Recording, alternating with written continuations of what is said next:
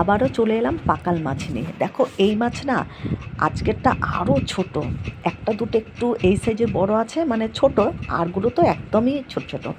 তো জানো তো এই মাছ আমরা বাজারে পেলেই না নিয়ে আসি, কেননা ভীষণই ভালো লাগে খেতে। এই মাছের চচ্চড়ি খেতে মানে একদম কষা কষা দারুণ লাগে। তো যাই হোক, পাকাল মাছটা আমি ওইভাবেই একদম কষা কষা করে রান্না করব।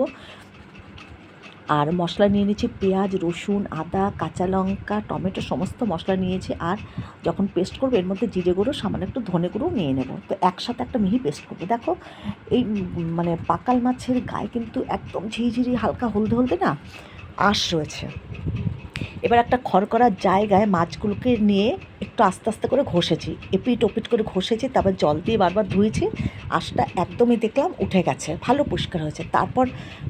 তারপর নুন মাখিয়ে মাছটাকে রেখে দিয়েছি কিছুক্ষণ জন্য। তারপর নুন দিয়ে আবারও ডলে ডলে 2-3 বার ধুয়ে নিয়েছি। দেখো মাছ একদম পরিষ্কার হয়ে গেছে। আর দেখছো মাছগুলো কি ছোটো ছোটো, খেতে অসম্ভব ভালো লাগে। যারা এই পাকাল মাছ খাও তারা জানো এই মাছগুলো মানে নানান সাইজের পাওয়া যায়, আরও এর থেকে একটু বড় হয়, তার থেকে আরেকটু বড় হয়। এইটা আজকেরটা একদমই ছোট ছোট পেয়েছে, যার জন্য নিয়ে এসছে। তো যাই হোক, আমরা এই মাছ কিন্তু ভীষণই ভালো খাই। আর যারা খাও তাদের তো কিছু বলার নেই, তারা জানোই কেমন লাগে। আর যারা খাও না তারা একবার ট্রাই করে দেখতে পারো, দারুণই লাগে। শুধু একটু মানে ঝামেলা, বেছে ধুয়ে বারবার ধুতে হয়, বেছে নিতে হয় ভালো করে। ঝিঝির আঁশ আছে, সেটাকেও তোমরা শিলপাটার মধ্যেও কিন্তু ঘষতে পারো। মাছগুলো রেখে খড়খড়ে জায়গা তো সুন্দর একটু ঘষলেই দেখবে একবারে উঠে যায়। আমি একটা মেঝের মধ্যে, খড়খড়া মেঝের জায়গার মধ্যে ঘষেছি। তো যাই হোক, দেখো নুন, হলুদ আর কিছুটা সর্ষের তেল মাখিয়ে মাছটাকে রেখে দিয়েছি। এবার কড়াই খুব ভালো করে গরম করে একটু বেশি করে তেল দিয়ে একদম হাই হিট করে নিয়েছি। মাছগুলো দেখো সব কিন্তু দিয়ে দিয়েছি একবারে, দিয়ে এবার একটু হালকা ভেজে নেব। তোমরা একবারে মশলা দিয়েও বসাতে পারো বা হালকা ভেজে নিয়েও করতে পারো, টেস্টের কোনো পরিবর্তন হবে না। যেমন খেতে লাগে সেরকমই লাগবে, দারুণ লাগে খেতে এই মাছটা। তোমরা একটু মানে একদম কষা কষা চচ্চড়ি মতন করে খেয়ে দেখবে, দারুণ লাগে। কুচকুচি করে তোমরা আলুও দিতে পারো, আলু কিন্তু আমি দেইনি। মাছ সব ভেজেছি ওই তেলের মধ্যে। দেখো মাছ ভাজার ওই তেলের মধ্যে আমি কিন্তু আর তেল দিলাম না, এর মধ্যে কালো জিরে, একটা শুকনো লঙ্কা ফাটিয়ে দিয়েছি।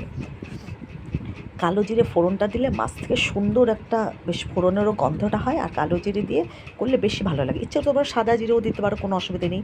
তো যাই হোক, এবার ফোড়নটা ভাজা হয়ে গেল পরে এর মধ্যে আমি দিয়ে দেবো সব একসাথে যে মশলাটা পেস্ট করে রেখেছি সেই পেস্টটা। খুব ভালো করে এবার মশলাটা কিন্তু কষিয়ে নেব। মাছে নুন হলুদ পরিমাণ মতন দেওয়া আছে, এর মধ্যে আবারও কিন্তু একটু হলুদ, দেখো জারটার মধ্যে একটু জল নিয়ে হলুদ দিয়ে গুলে এবার মশলাটার মধ্যে দিয়ে দিলাম। আর পরিমাণ মতন কিন্তু একটু নুন দিয়ে দেবো। হলুদ তো দিয়েই দিলাম, এবার পরিমাণ মতন একটু নুন দেবো। আর সামান্য একটু চিনি দেবো। চিনি তোমরা ইচ্ছে করলে দিতেও পারো, নাও দিতে পারো। তো আমি সামান্য একটু চিনি ব্যবহার করেছি। তো একটু জল দিয়ে দিয়ে ভালো করে কষাবে, যেন মশলা পুড়ে না যায়। আর মশলাটা খুব ভালো করে কিন্তু কষাতে হবে। এই মাছটা একবার খেয়ে দেখবে কেমন লাগে, দারুণ লাগে খেতে। দেখো পরিমাণ মতন একটু নুন দিয়ে দিলাম,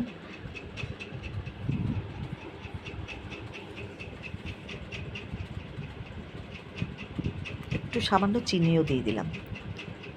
মশলা দেখো আমার কিন্তু মশলাটা একেবারেই কষা হয়ে গেছে, তেল ছাড়া শুরু করে দিয়েছে। এবার অল্প করে একটু জল দিয়ে মশলাটাকে আগে আমি একটু নাড়িয়ে নেব। দেখো মশলাটা একটু জল দিয়েছে, একটু কাদা কাদা করে নিলাম। এরপরে এখন পরিমাণ মতন অল্প করে জল দেবো।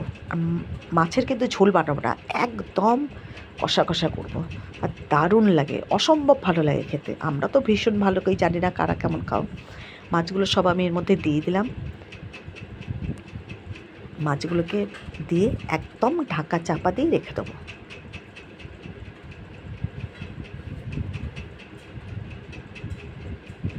ব্যাস, আর কিন্তু একটুও জল আমি দেবো না।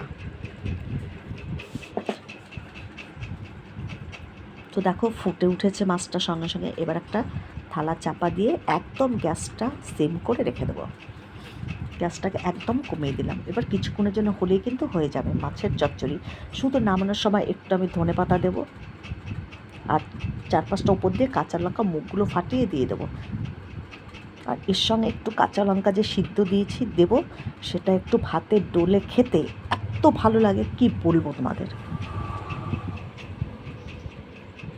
তো যাই হোক, মাছের চচ্চড়ি আমার একেবারে রেডি। আবারও ঢাকা চাপা দিয়ে দিলাম। এবার এর মধ্যে দিয়ে দেবো 4-5টা কাঁচা লঙ্কা আর ধনেপাতা দিয়ে মাছটাকে নামিয়ে নেব।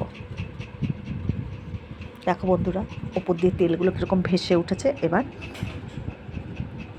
সাবধানে একটু থালাটা নাপাতে হয়, নাহলে ভাপে না হাতে ভীষণ লাগে। তো যাই হোক, দেখো মাছটা কিন্তু হয়ে গেছে। ওপর দিয়ে আমি 4-5টা কাঁচা লঙ্কা দিয়ে দিলাম, একটু মুখগুলো ফাটিয়ে দিয়েছি, আর সামান্য একটু ঝাল ঝাল করবে মাছটা, দারুণ লাগে। ধনেপাতা লঙ্কা দিয়ে দিলাম। দেখো মাছ কিন্তু হয়ে গেছে, দেখলে একদম কিন্তু শুকিয়ে এসছে, কষা কষা যে জলটা একটু ফুটফুট করছে। এবার আমি গ্যাসটাকে অফ করে দেবো, অফ করে নামিয়ে নেব। ব্যাস, অফ করে দিলাম।